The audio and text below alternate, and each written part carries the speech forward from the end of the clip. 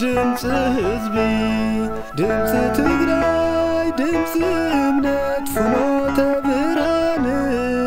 ድምጽ ህዝቢ ድምጽ ትግራይ ድምጽ እምነት ፍኖተ ብርሃን ድምጽ ውጽዕፉና ወወልድ ወመንፈስ ቅዱስ አሐዱ አምላክ ብፁዕ አረጋዊ ብፁዕ ጨርሎስ ብፁዓን አበው ሊቃነ ጳጳሳት እንኳዕ ንዙ ዘለናሉ ሓፈሻዊ ናይ ዓመት ቅዱስ ሲኖዶስ ጉባኤ ኣብፅሐና ኣብፅሐኩም ክብል ይፈቱ እሞ እዚ ቅዱስ ሲኖዶስ እዚ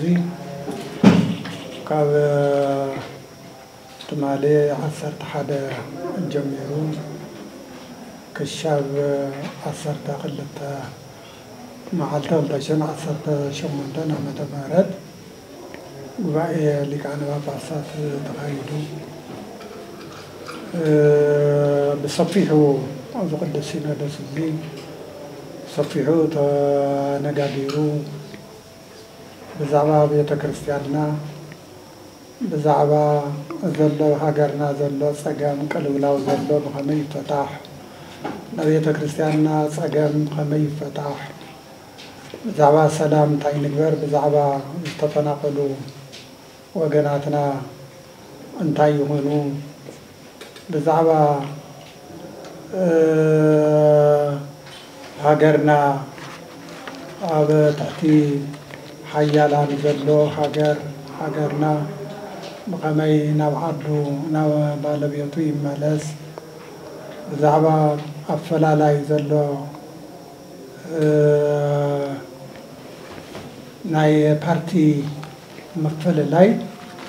ሰፊሑ የማን ፀጋም ኢሉ ዘትዩ ዘተየቀልዩ ሰፊሑ ተነጋጊረሎ ናዚ መግለፂ እውን ብሓባር ኮይኑ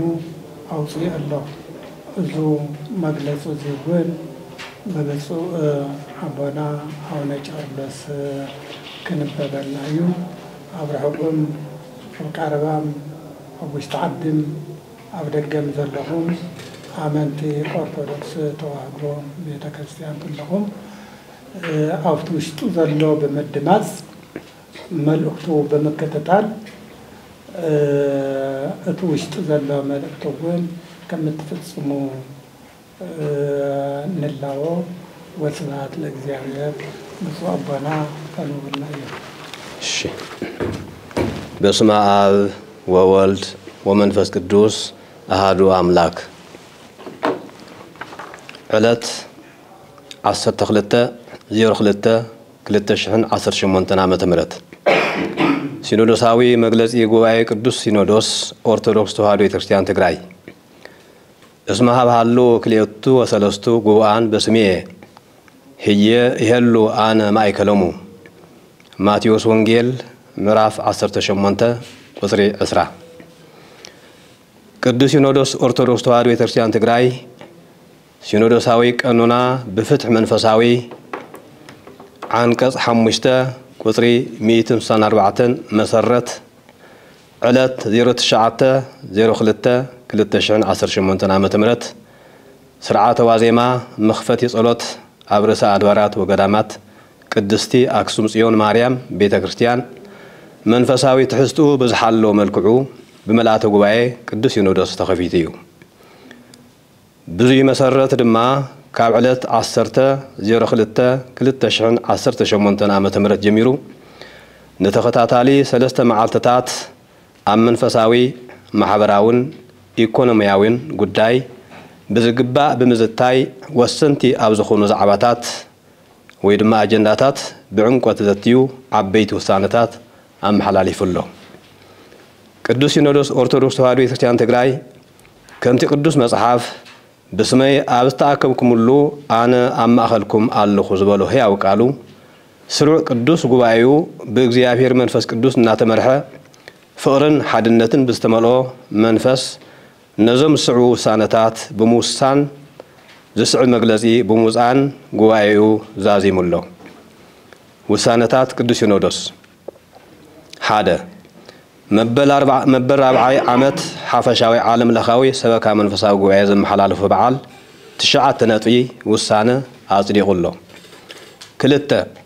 هلو كنتات منور سلاما أرثوذكس تواهدو ቤተክርስቲያን ትግራይ بعمقت ገምጊሙ ዘሎ ድኽመትን ጥንካረን ተረዲዩ መፍትሕታት ብምቕማጥ ዝነበሩ ድኽመታት ዝእርም ውሳነ ወሲኑሎ ሰለስተ ዝተጀመረ ህንፃ ምዕረፊ ብፁዓን አበው ሊቃነ ጳጳሳት ኣብ ሓፂር ግዜ ንኽፍጸም ከምኡ ድማ ንዋና ቤተ ጽሕፈት ኦርቶዶክስ ተዋህዶ ቤተክርስቲያን ትግራይ ዝኸውን ዝተውሃበ ሓድሽ መሬት ንምልማዕ ዓብይ ኮሚቴ ካብ ውሽጢ ዓድን ወፃእን ብቀዋሚ ሲኖዶስ ንኽጣየሽ ውሳነ ኣመሓላሊፉሎ 4 ስብከተ ወንጌል ገዳማትን ቤት ትምህርቲ ሰንበትን ከምኡውን ካልኦት መምርሒ ስራሕቲ ካብ ዝሓለፈ ዓመት ብዝሓሸ መልክዑ ብበጀትን ማተርያልን ንኽጠናኸር ጉዳይ መናእሰይ እውን ትኹረት ክወሃቦ ከም ዘሎ ወሲኑሎ 5 ኦርቶዶክሳዊ ተዋህዶ ቤተክርስቲያን ትግራይ እትምርሓሉ ስልታዊ ትልሚ 5 ዓመት ብሊቃውንትን እትምርሓሉ ስልታዊ ትልሚ 5 ዓመት ብሊቃውንትን ምእመናንን ተዳልዩ ንምልአተ ጉባኤ ቅዱስ ሲኖዶስ ንኽቐርብ ውሳነ ኣመሓላሊፉሎ 6 ካብ ኩሉ መሓውር ቤተክርስቲያንና ንዝመፁ ጥርዓናት ዝምልከት እውን ብዝምልከቱ ኣካል ብእዋኑ መፍትሒ ክወሃብ መምርሒ ሂቡሎ 7 ኣብ ውሽጢ ዓድን ወፃእን ዘለዋ ኩለን ኣብያተ ክርስቲያናት ሕጊ ቤተክርስቲያን ኣኽቢረን ንኽሰርሓን መዋቕር ቤተክርስቲያን ክኽተላን ቅዱስ ሲኖዶስ ወሲኑሎ 8 ኦርቶዶክሳዊ ተዋህዶ ቤተክርስቲያን ትግራይ ጥንታዊት ብሔራዊትን ታሪኻዊትን ቤተክርስቲያን ከም ምዃና መጠን ምስኣሃት ኣብያተ ክርስቲያናት ዘለዋ ዝምድና ተጠናኺሩ ክቕፅል ከም ዘሎ ወሲኑሎ 9 ሙዚየም ርእሰ ኣድባራት ወገዳማት ኣክሱም ጽዮንን ማእኸል መዕበይ ህፃናትን መሕብሐቢ ኣረጋውያንን ዝምልከት ቅዱስ ሲኖዶስ ብዕምቆት ዘትዩ ንኣፈጻጽማ ብዝጥዕም መልክዑ ኣብ ሓፂር እዋን ተጸኒዑ ክቐርብ ወሲኑሎ ጻውዒት ቅዱስ ሲኖዶስ ትግራይ 11 ኣብ ዝተፈላለየ ማሕበራዊ ሚድያታት ኣብ ልዕሊ ብፁዓን አበው ሊቃነ ጳጳሳት ትግራይ ንኽብሪ ቤተክርስቲያን ትግራይ ብዘይምጥን መልክዑ ዘይተጻርየን ዝተዛብዐን ሓበሬታ ብምውዛዕን ስም ብምጥፋእን እትነቕፉ ደቅና ካብዚ ግጉይ ተግባርኩም ተኣሪምኩም ንቕድሚት ድማ ኣብ ጎኒ ቤተክርስቲያን ትግራይ ንኽትሰለፉ ቅዱስ ሲኖዶስ ይጽውዕ 12 ዝኸበርኩም ኣብ ውሽጢ ዓድን ወፃእን በብብርኩ ትርከቡ ኣመራርሓ መሓውር ቤተ ክህነት ትግራይ ኣብ ጎኒ ኦርቶዶክስ ተዋህዶ ቤተክርስቲያን ትግራይን መንበርኩም መንበረ ሰላማን ኮይንኩም ኣብ ምጥንኻር ስራሕቲ ስርፀት ኣብ ምስራሕን ቀዳምነት ሂብኩም ንኽትሰርሑ ብሕጊ ዝተዋሃበኩም ረዚን ሓላፍነትኩም ንኽትዋፁ ነፍልጥ 13 ዝኸበርኩም ኣብ ውሽጢ ዓድን ወፃእን እትርከቡ መላእ ናይ መንፈስ ቅዱስ ደቅና ገዳማውያን ሊቃውንት ልሂቃንን ምእመናን ኣብ ዝተፈላለዩ መሓውር ቤተ ክህነት ኣብ ምሕዳራዊን መንፈሳውን ኣገልግሎት ክትረኽብዎ ዝግባኣኩም ፍትሕን ኣገልግሎትን ክንድቲ ዝተጸበኹሞ ከም ዘይኮነ ተረዲኡ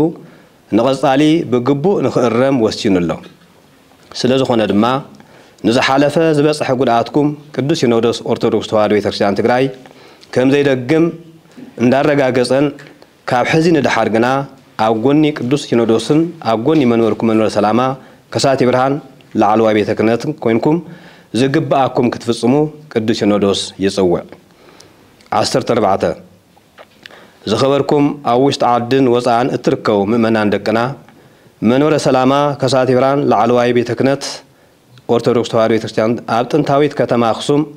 ንቤት ጽሕፈት መንበረ ፓትርያርክ ላዕለዋይ ቤተ ክህነት ኦርቶዶክስ ተዋህዶ ቤተክርስቲያን ትግራይ መስርሕ ዝውዕል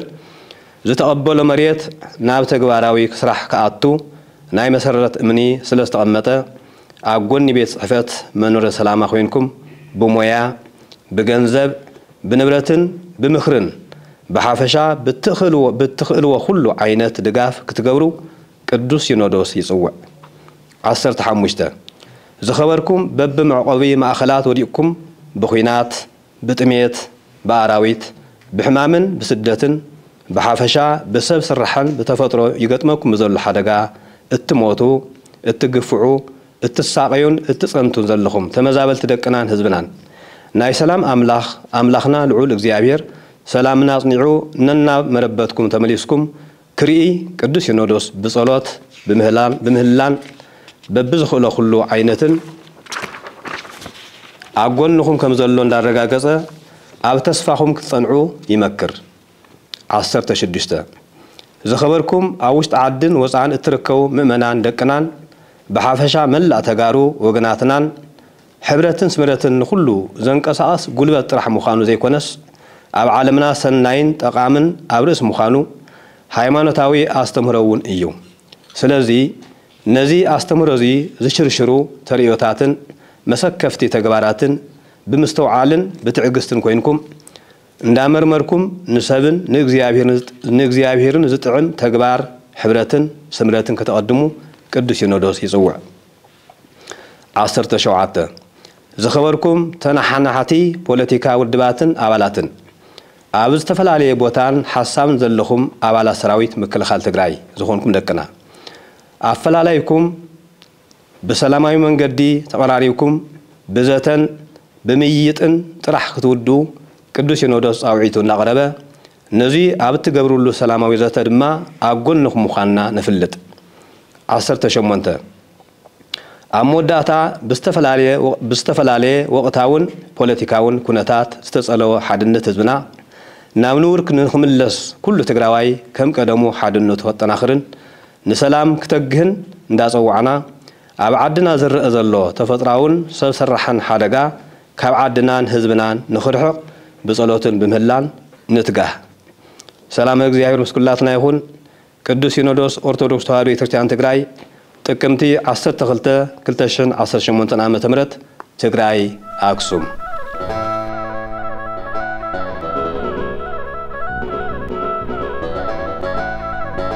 ድምጽ ህዝቢ ድምጽ ትግራይ ድምጽ እምነት ፍኖተ ብርሃን ድምጽ ህዝቢ ድምጽ ትግራይ ድምጽ እምነት ፍኖተ ብርሃን ድምጽ